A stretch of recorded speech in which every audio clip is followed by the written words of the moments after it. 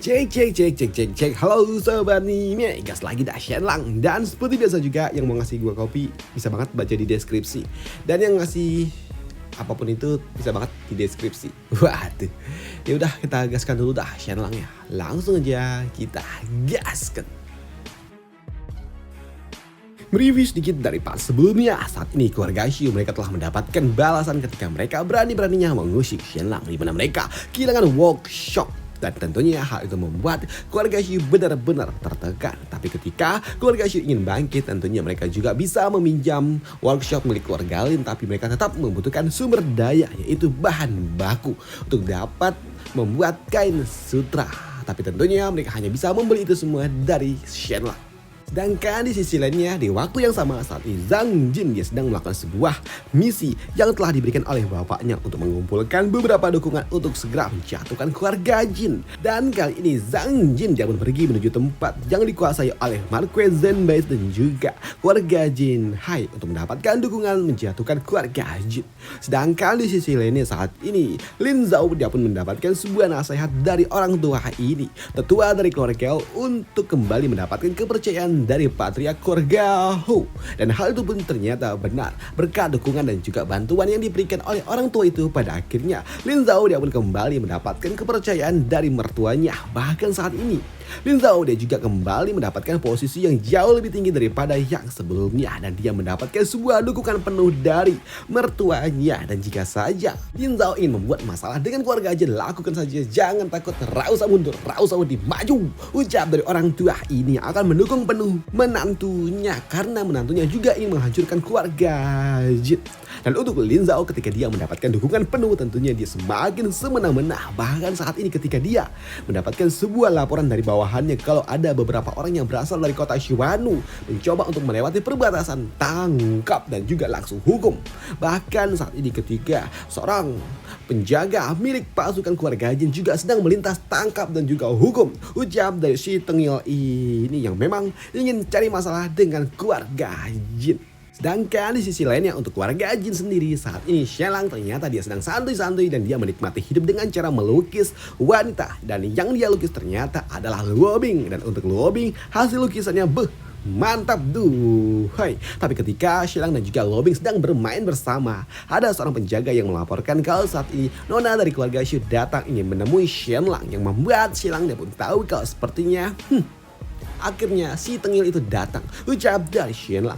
Dan benar saja kini di aula pertemuan Shenlang dia pun dapat bertemu dengan Nona Xiu. Dan untuk Nona Xiu kali ini ternyata dia terlihat kalem dan juga jauh lebih menarik daripada biasanya. Dan untuk Shenlang dia pun tahu kalau sepertinya si gadis Tengil ini mencoba untuk dapat membujuknya. Dan benar saja ternyata saat ini Nona Xiu ternyata dia kali ini berbeda sikapnya. Dan dia juga mengatakan kepada Shenlang kalau dia kagum dengan buku yang telah ditulis oleh Shenlang. Padahal di hari sebelumnya gadis ini sangat kesal dengan Shenlang ketika dia menulis buku tentang dirinya. Dan dia juga mengatakan kalau kali ini buku yang telah ditulis oleh Shenlang sungguh luar biasa.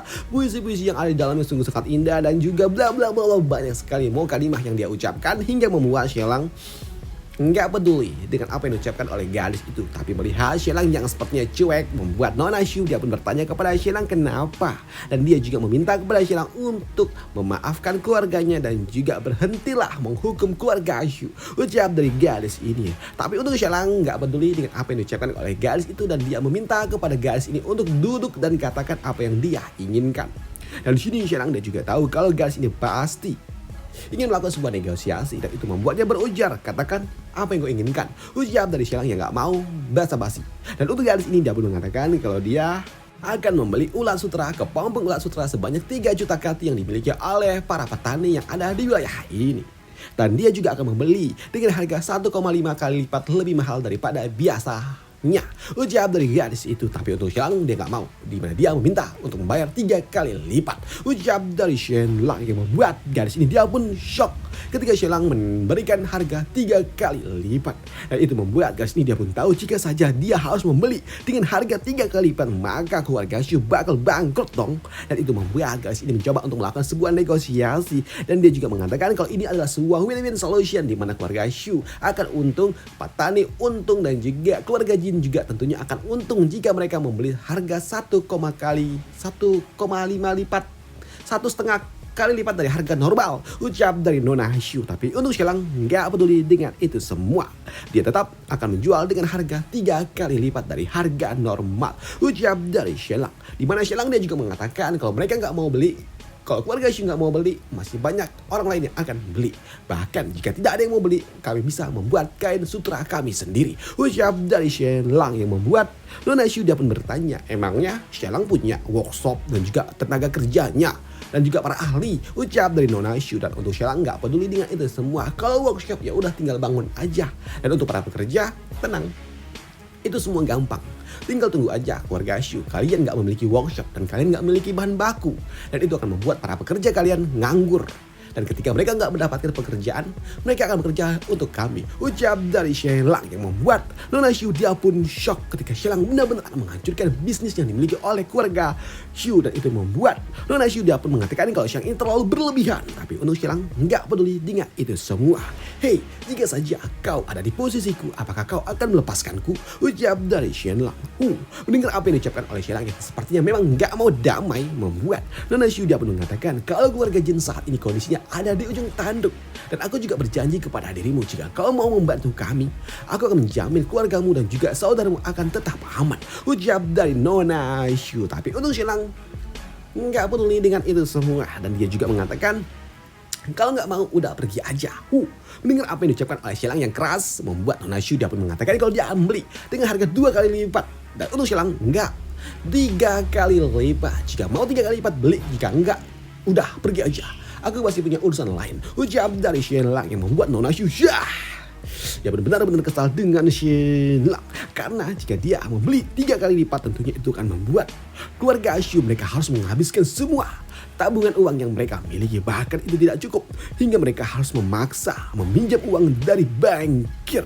Dan itu akan membuat keluarga Shu benar-benar bangkrut. Dan mereka juga harus menggadaikan toko dan juga aset semua yang mereka miliki. Pun karena memang ini adalah satu-satunya cara bagi keluarga Shu untuk bangkit, mau tidak mau di sini Nona Shu dia pun tetap akan membeli itu semua dengan harga 3 kali lipat.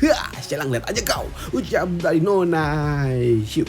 Dan benar saja, kini keluarga Shu mereka pun membeli 3 juta kati dengan harga 3 kali lipat. Dan itu tentunya membuat para petani mereka semua panen besar, panen raya, mereka semua dapat berkah. Dan itu juga berlaku kepada keluarga Jin, karena keluarga Jin mendapatkan pajak sebanyak 18.000 koin emas. Sedangkan untuk Nona Shu dan juga keluarga Shu mereka bangkrut.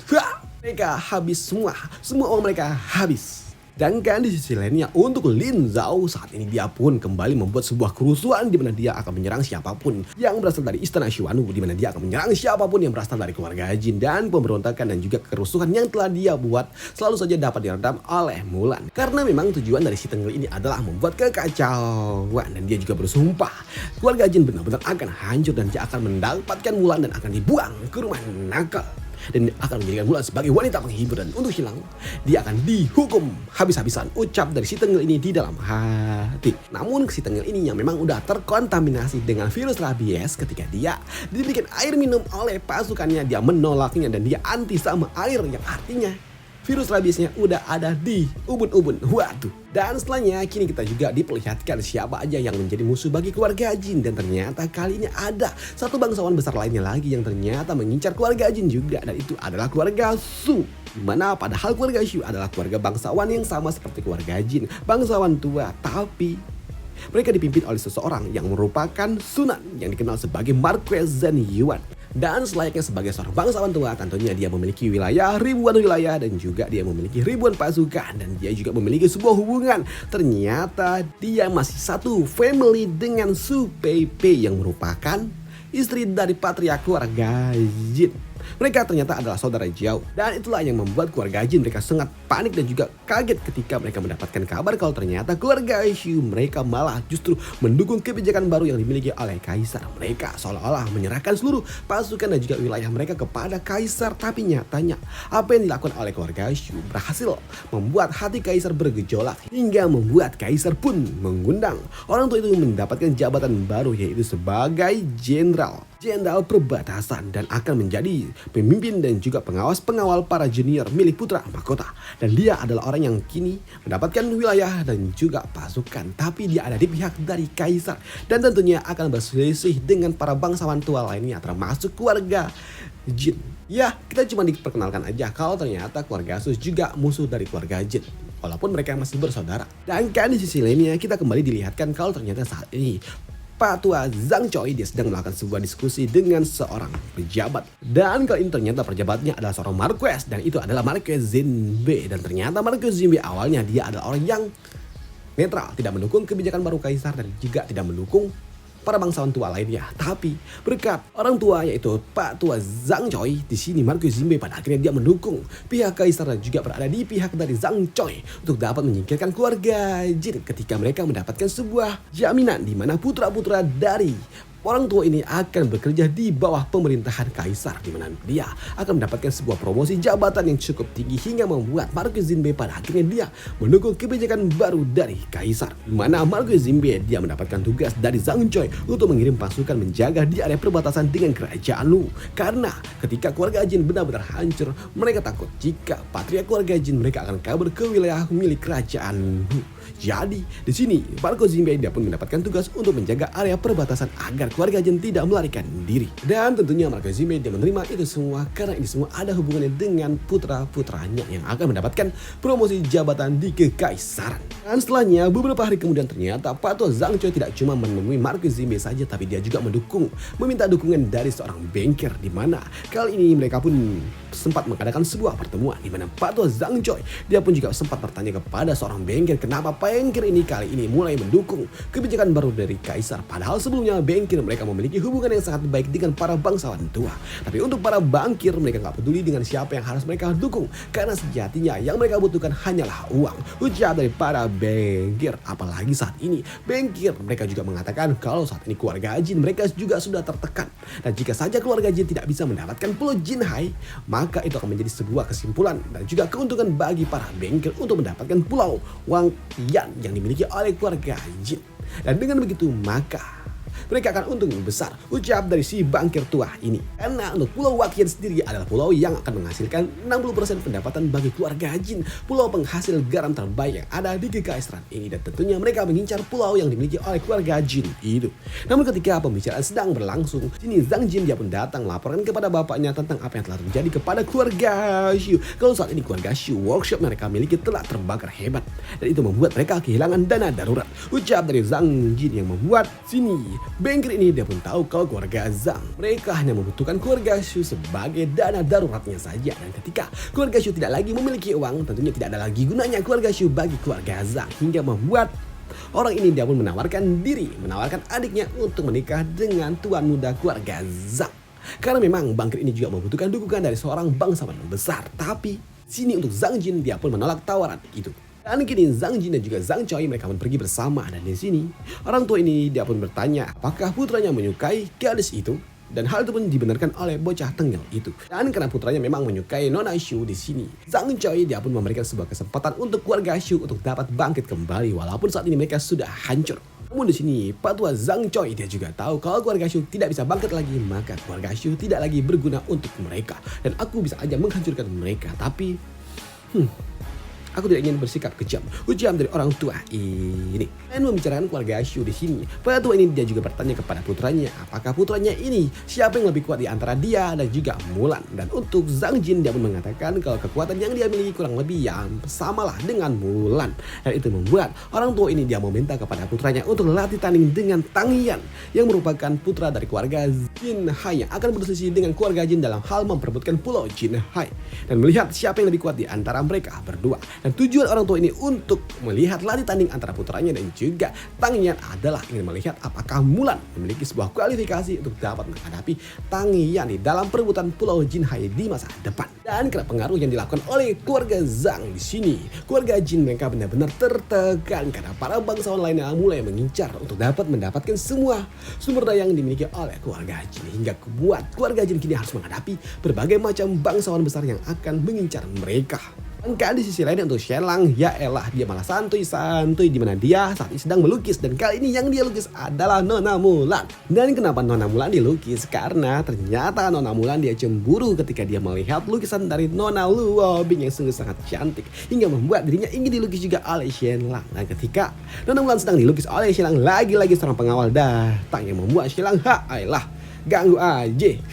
Apalagi saat ini yang datang ternyata adalah putra dari Marquis Zhen Yuan, yaitu Su Jianting. Dan itu membuat Shenlang dia pun kesal karena dia juga tahu kalau Su Jian dia adalah calon atau mantan sebenarnya, mantan tunangan dari Mulan ketika mereka masih kecil. Dan itu membuat Shenlang dia pun langsung menulis nama Su Jianting di dalam daftar musuh yang harus dihancurkan. Ucap dari Shenlang. Dan kini mereka pun pergi menemui Su Jian itu, dan ketika Mulan datang tentunya dia juga terpesona dengan penampilan yang dimiliki oleh Mulan yang sungguh sangat cantik. Dan untuk Shenlang dia pun kesal ketika si tengil ini ada di hadapannya. Jadi orang ini Su Jianting itu ucap dari Shenlang. Apalagi orang ini juga cukup tampan hingga membuat Shenlang makin gak suka.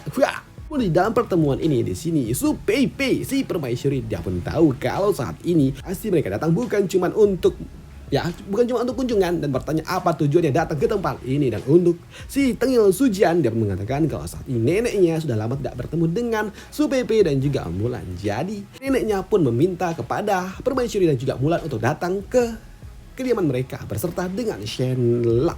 Dan untuk Su Peipei dia pun tahu kalau mereka semua pasti ingin melakukan sebuah evakuasi karena keluarga Jin benar-benar ada di ujung tanduk dan akan segera hancur. Tapi untuk Su Peipei dia nggak mungkin mau meninggalkan suaminya, dan itu membuat patria keluarga Jin dia pun sangat senang karena istrinya nggak mau pergi meninggalkan dirinya walaupun saat ini keluarga Jin ada di ujung tanduk.